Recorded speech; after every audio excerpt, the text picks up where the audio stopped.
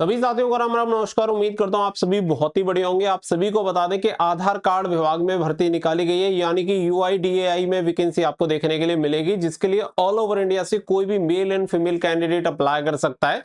और ये vacancy state wise आपकी वैकेंसी निकाली गई है, तो पूरी इंफॉर्मेशन आपको इस वीडियो में मिल जाएगी। बहुत ही सिंपल प्रोसेस को फॉलो करके आप इसमें नौकरी ले सकते हैं। तो वीडियो पसंद आए तो वीडियो को भैया कर देना लाइक और शेयर, और चैनल को कर लेना सब्सक्राइब, ताकि फ्यूचर में आने वाली हर एक जानकारी की अपडेट आपको सबसे पहले मिलती रहे। आगे बढ़ते हैं और पूरी जानकारी आप सभी को देते हैं। तो सबसे पहले कुछ बेसिक सी जो इन्फॉर्मेशन है वो आप सभी को क्लियर हो जानी चाहिए। इसमें दो एलिजिबिलिटी क्राइटेरिया है, जिसमें से पहला जो क्राइटेरिया है वो है आपकी क्वालिफिकेशन, यानी कि अगर आपने 10th पास किया हुआ है, या आपने 12th पास किया हुआ है, या फिर आपने आईटीआई किया हुआ है, तो ये तीनों ही कैंडिडेट इस वैकेंसी के लिए अप्लाई कर सकते हैं। अगर आपके पास इनमें से कोई भी एक क्वालिफिकेशन है, 10th पास, 12th पास या फिर आईटीआई पास, तो आप इस वैकेंसी के लिए एलिजिबल हैं और आप इसके लिए फॉर्म अप्लाई कर सकते हैं। नंबर सेकंड जो एलिजिबिलिटी क्राइटेरिया है वो है आपकी एज लिमिट। अगर आप इन दोनों कंडीशन को फुलफिल करते हैं तो आप इस वैकेंसी में फॉर्म अप्लाई कर पाएंगे। और वीडियो को भी कंटिन्यू कर लेना। मिनिमम एज क्राइटेरिया होना चाहिए 18 साल और मैक्सिमम एज क्राइटेरिया है 40 साल। तो 18 से 40 साल के मेल एंड फीमेल कैंडिडेट इस वैकेंसी के लिए एलिजिबल हैं और फॉर्म अप्लाई कर सकते हैं। इसके अलावा कोई हाइट, चेस्ट या रनिंग का क्राइटेरिया होता नहीं है। सिंपल आप क्वालिफिकेशन और आपकी एज लिमिट, दो क्राइटेरिया फुलफिल करने वाले सभी कैंडिडेट एलिजिबल है।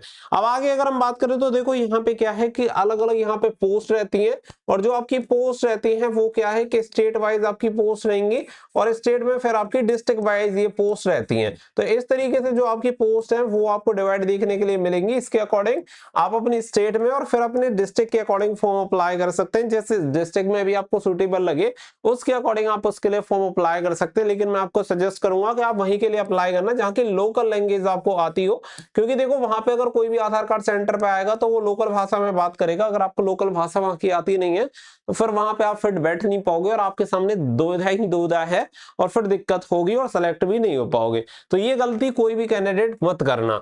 अब आगे अगर हम बात करें तो देखो यहाँ पे वैकेंसी के बारे में मैं आप सभी को बता दूं कि यहाँ पे आपको वैकेंसी देखने के लिए मिल जाएंगी। स्टेट वाइज वैकेंसी आप सभी देख सकते हैं, और यहाँ पे आपको जो पोस्ट है वो देखने के लिए मिल जाएगी, जैसे कि सुपरवाइजर हो गया, ऑपरेटर हो गया, कुछ इस तरीके की जो वैकेंसीज है वो आपको देखने के लिए मिल जाती हैं। तो पोस्ट आपकी ये हो गई। इसके अलावा अगर आप देखेंगे जैसे आंध्र प्रदेश हो गया, असम हो गया, बिहार हो गया, छत्तीसगढ़, गुजरात, हरियाणा और झारखंड, कर्नाटक, केरला, लद्दाख, मध्य प्रदेश, महाराष्ट्र, मेघालय, नागालैंड, उड़ीसा, पुडुचेरी, पंजाब, राजस्थान, तमिलनाडु, तेलंगाना, उत्तर प्रदेश, उत्तराखंड और वेस्ट बंगाल।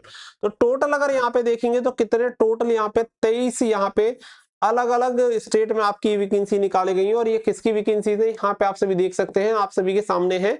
ये वैकेंसी आपकी आधार सुपरवाइजर ऑपरेटर की वैकेंसी निकाली गई है। इसके अलावा अगर आप नीचे देखेंगे तो यहाँ पे आप सभी को और वैकेंसी देखने के लिए मिल जाएंगी। तो यहाँ पे डिस्ट्रिक्ट लेवल मैन पावर यहाँ पे देख सकते हैं।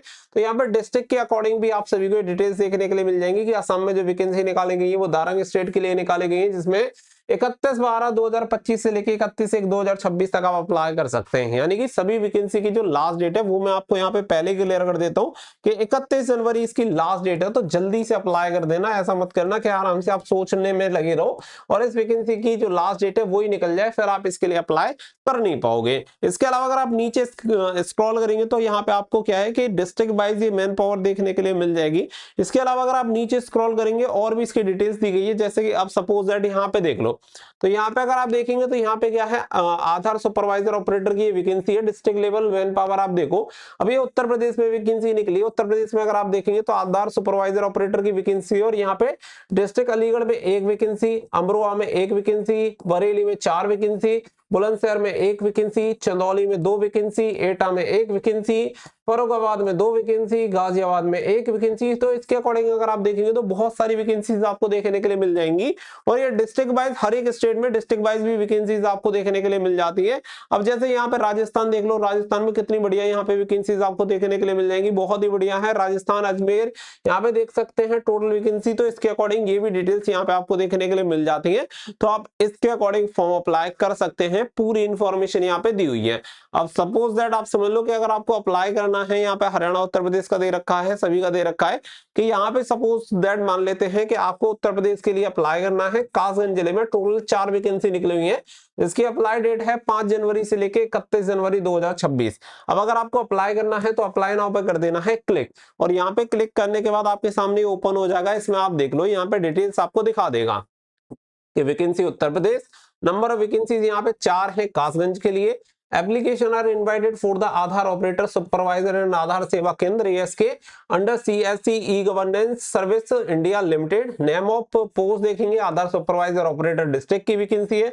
एलिजिबिलिटी क्राइटेरिया देखेंगे, मिनिमम एज 18 साल है, मैक्सिमम यहाँ पे दे नहीं रखी है, तो 40 साल तक अप्लाई कर सकते हैं, कोई दिक्कत नहीं है।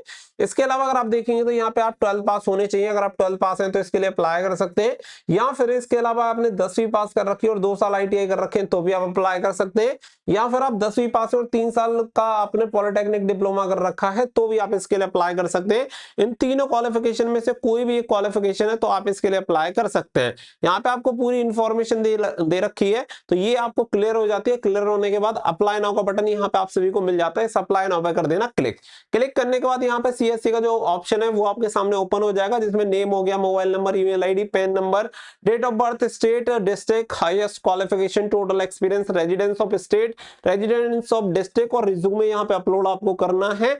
आधार सुपरवाइजर सर्टिफिकेट यहाँ पे आप सभी को अपलोड कर देना है। इसके अलावा यहाँ पे जेंडर जो आपका रहेगा मेल एंड फीमेल वो आप सेलेक्ट कर लेना, और ये कैप्चर 9+9 जैसे इक्वल टू हो गया 18, तो ये यहाँ पे एंटर कर देना। इसके बाद एप्लीकेशन फॉर्म को यहाँ पे देख सकते हैं, सबमिट का ऑप्शन आप सभी को दिखाई दे रहा है, यहाँ से इसे सबमिट कर देना। आपका जो एप्लीकेशन फॉर्म है सक्सेसफुली सबमिटेड हो जाएगा, और इसके बाद यहाँ पे आपको कांटेक्ट कर लिया जाएगा कि भैया आपको यहाँ पे आना है और ये प्रोसेस कंप्लीट करना है। वो पूरा प्रोसेस आपको बता दिया जाता है। और देखो, अप्लाई करने के लिए मैं लिंक आप सभी को टेलीग्राम पे प्रोवाइड करा दूंगा। टेलीग्राम का लिंक मैंने वीडियो का डिस्क्रिप्शन में दिया हुआ है, जाके ज्वाइन कर लेना। वहां पे सभी वैकेंसी की अपडेट रेगुलर आप सभी को प्रोवाइड कराते रहते हैं, या फिर आप हमारी वेबसाइट studyfordreams.in पे भी जाके अप्लाई कर सकते हैं, जिसकी लिंक मैंने वीडियो का डिस्क्रिप्शन में दे दी है। वहां से भी आप इस वैकेंसी के लिए अप्लाई कर पाओगे, तो फटाफट से जाके अप्लाई कर दो। नंबर ऑफ वैकेंसी बढ़िया है, क्वालिफिकेशन भी नॉर्मल सी रखी गई है, और एज लिमिट भी काफी बढ़िया है। तो वैकेंसी के बारे में ऐसी रेगुलर अपडेट मिलती रहेंगी, इसके लिए चैनल को कर लेना सब्सक्राइब और सभी के साथ शेयर भी कर देना। मिलते हैं नेक्स्ट वीडियो में। So thank you for watching. जय हिंद, जय भारत।